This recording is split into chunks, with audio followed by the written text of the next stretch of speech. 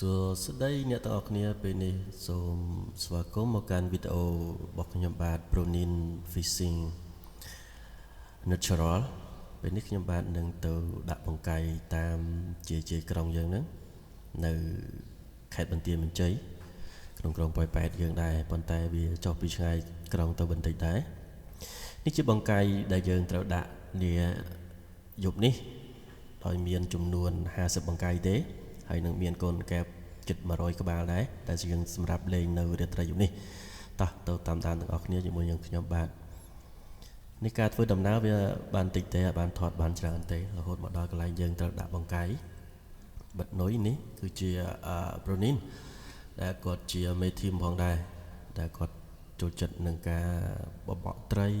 ដាក់បង្កាយរាយមួងបងសំណាញ់អីជាដើមចឹងទៅឲ្យតែលក្ខណៈធម្មជាតិគឺគាត់ចូលចិត្តរកណាត្រីប្រភេទលក្ខណៈធម្មជាតិចឹងណាហើយនេះគាត់កំពុងតែដើរបាត់បង្កាយហើយនេះកន្លែងដែលយើងត្រូវលេងយប់នេះវារៀងធំដែរវាមិនមែនជាលក្ខណៈបឹងទេអ្នកនរគ្នាកន្លែងនេះគឺជាលក្ខណៈស្រែដែលគេអត់ដែលបានធ្វើចឹងណាដោយឧស្សាហ៍ដោយសារទឹកច្រើនគេអាចនឹងធ្វើស្រែនៅរដូវប្រាំងអូខេហើយឥឡូវនេះគាត់កំពុងតែដើរដាក់នុយបណ្ដើហើយចង់និយាយថារឿងដាក់បង្កាយដាក់អីនេះសប្តាហ៍ថ្ងៃនេះគឺយើងមិនសូវជាមានប្រមាណទេអញ្ចឹងណាតែដូច្នេះហើយក៏ចង់ធ្វើវីដេអូនេះឡើងដើម្បីឲ្យបងប្អូនយើងបានមើលផងព្រោះកាលពីខ្ញុំនៅតូចក៏ខ្ញុំធ្លាប់ដាក់ដែរបង្កាយហ្នឹងណាដាក់ដាច់យប់ដាច់អីហ្នឹងណាតែពេលនេះយើងដាក់នៅពេលនេះក៏យើងដាច់យប់ដូចគ្នាដែរដោយសារយើងអត់មានតង់ទេ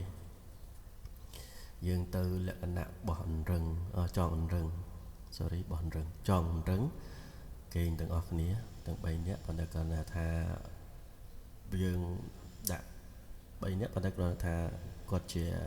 មេធីមអញ្ចឹងយើងថតតែគាត់ទេមេធីមហើយក៏ជាម្ចាស់ page Pronin Fishing Natural ដែរដូច្នេះហើយអ្នកទាំងអស់គ្នានឹងសូមរងចាំតាមដាននៅយប់នេះ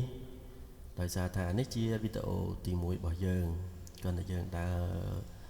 ចងនុយចងអីបដាអញ្ចឹងទេហើយនុយរបស់យើងនេះគឺមានជាលក្ខណៈកូនកែបទេហ្នឹងហើយធម្មជាតិសុទ្ធសាធហើយវីដេអូនេះយើងចង់បង្ហាញអំពីការនេសាទធម្មជាតិលក្ខណៈធម្មជាតិអញ្ចឹងណាអូខេដើម្បីថាយើងធ្វើបែបនេះគឺយើងអាចមិនឲ្យត្រីខូចខាតផងដែរទោះបីថាខូចបែបហ្នឹងក៏វាអត់ដល់លក្ខណៈថាងាប់ពងងាប់អីក្នុងពោះអញ្ចឹងណាអ្នកនរគ្នាឥឡូវនេះយើងចាំតាមដានទាំងអស់គ្នាគាត់បិទចិត្តហើយដែរហើយដោយថាបង្កាយរបស់យើងវា50ដាក់ជុំវិញស្រែនេះអីអ្នកនរគ្នាដាក់ជុំវិញស្រែហ្នឹងហើយតែពួកយើងមិនទាន់បានរកកន្លែងគេងទេមិនដឹងថាត្រូវគេងកន្លែងណាទេយប់នេះដោយសារថាយើងមានរឹងចេះយើងស្រួលទេឲ្យតែមានដើមឈើដើមអីទៅយើងអាចចងគេងបានដែរនេះឥឡូវនេះគាត់ដើរបិទចិត្តហើយបងប្អូនទាំងអស់គ្នាប្រហែលជាអាចនឹងសល់តិចបង្កាយហ្នឹងណាដោយសារថាពេលបិទហ្នឹងខ្ញុំអត់បានរាប់ទេបិទឲ្យព្រោះថាមកជុំវិញហ្នឹងវាច្រើនដែរហើយយើងដាក់ឆ្ងាយដូចជាលក្ខណៈ5ម៉ែត្រមួយបង្កាយអញ្ចឹងណាអញ្ចឹងបង្កាយ50វាច្រើនដែរជុំវិញស្រែហ្នឹងតែម្ដងអូខេអ្នកទាំងអស់គ្នាខ្ញុំសង្ឃឹមថាអ្នកទាំងអស់គ្នានឹងពេញចិត្តវីដេអូនេះដោយសារថាប្រភេទរកត្រីលក្ខណៈធម្មជាតិហើយយ៉ាងណាវីដេអូក្រោយយើងនឹង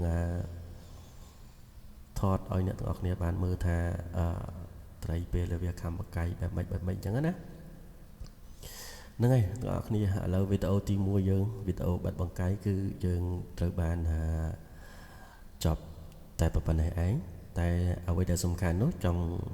ង់ប្រាប់បងប្អូនថាអ្នកទាំងអស់គ្នាថាយើងនឹងមានវីដេអូតទៀតសូមរងចាំទាំងអស់គ្នាសូមអរគុណ